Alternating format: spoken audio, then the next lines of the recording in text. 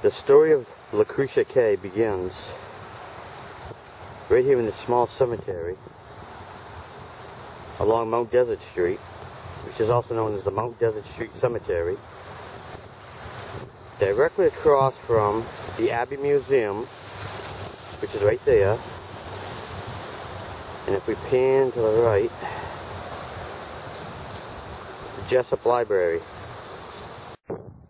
Now the cemetery where Lucretia Cay's body came to rest is located right between these two churches.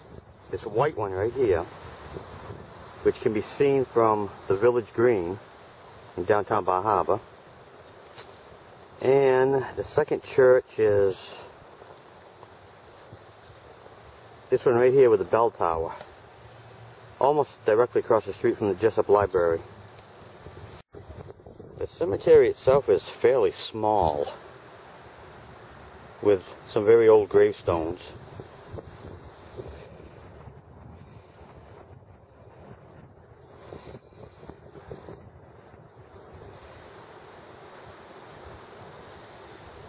And the gravestone of Lucretia Cay is right there.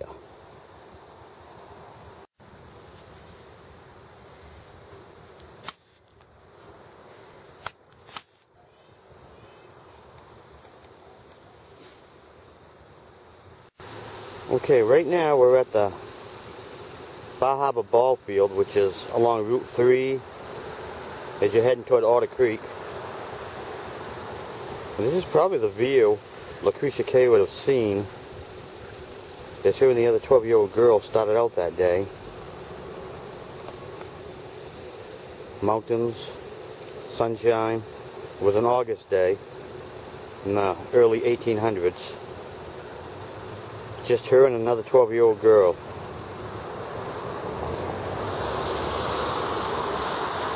Slowly making their way to the Schooner Head Road to an uncle's farmhouse that was located there at the time.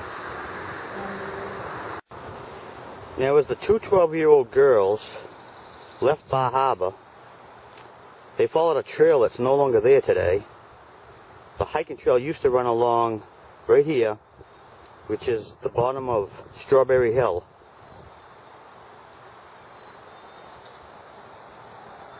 And eventually it came out up by Schooner Head Road. Okay, you gotta go down the Schooner Head Road just a little ways, and you'll come to where the trail actually starts right here. At least, that's where it starts today. This is the Schooner Head Path. I'm not sure it was called that back then, but that's what it's called today. It's a very nice path. Follows the edge of Schooner Head Road. You're kind of like in the woods. It's very nice. I can see why two 12-year-old girls would have wanted to hike along here picking berries. It's very nice. And just next to the start of the path is the back entrance to Jackson Laboratory. So you go just past the back entrance and you will find the start of the Schooner Head Path. And here along the path, just several car lengths from the last video I shot, you can actually see Champlain Mountain. But back then it was named Newport Mountain. Renamed some years later after it became a national park. So Newport then became Champlain.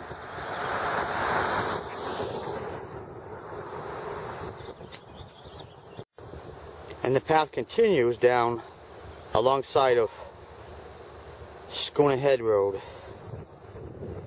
And right across the street right here at this point, there's another path, which is a connection trail to Compass Harbor. And you can also access the remains of the George B. Dorr estate there as well, and explore along the edge of the ocean. They're all very nice trails.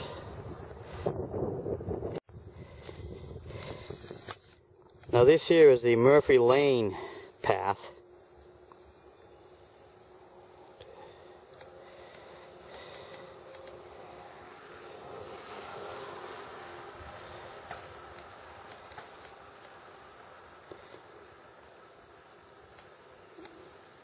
which is the path the two girls took that day.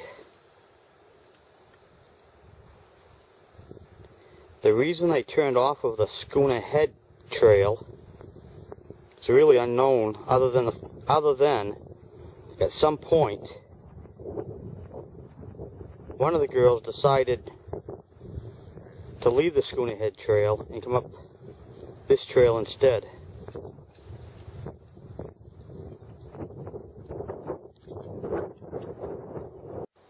Now Murphy's Lane comes out right across from the precipice, and that's where the two girls decided to hike up that day. They wanted to see if they could get a better view of their uncle's farm from up there. That's where they headed.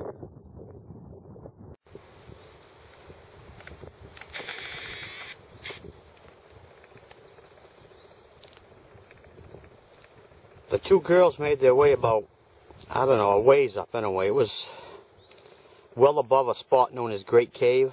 They were well above that, when at one point Lucretia Kay decided to stand on a large rock on a ledge to see if the view of her uncle's farmstead could be seen from there. At some point, the second girl, also 12 years old, joined her on that large rock, and the large rock gave way, carrying Lucretia Kay down the mountainside to her death. Her friend, the other 12-year-old girl, was thrown off to the side and survived, even though she was injured, and made her way back down the mountainside to get help. Of course, for Lucretia Kay, it was already too late.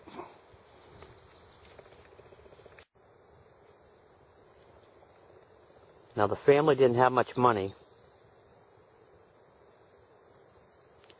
and Lucretia Kay was buried in that little cemetery plot in the downtown Bar Harbor, and for years there was no gravestone marking her grave. But the family did return back to this mountain, and on the spot where her body came to rest, they placed a small wooden cross.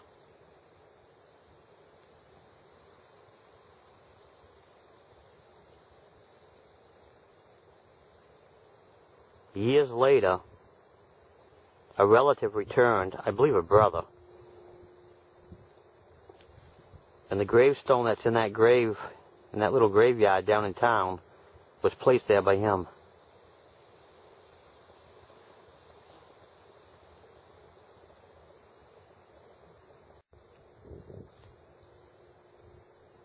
Now, when the wind comes in off the sea just right, on a late evening, and whiffs of fog are blowing in, and the breeze passes just right, you can hear a moan, you can hear a groan, or you can see something just up ahead that suddenly vanishes. And there are those who believe that's Lucretia Kay. At least her spirit, trying to find its way down off those cliffs.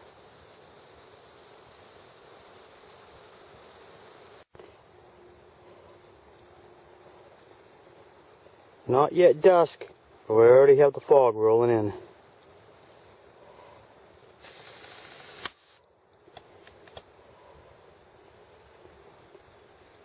Oh yes, her spirit lives.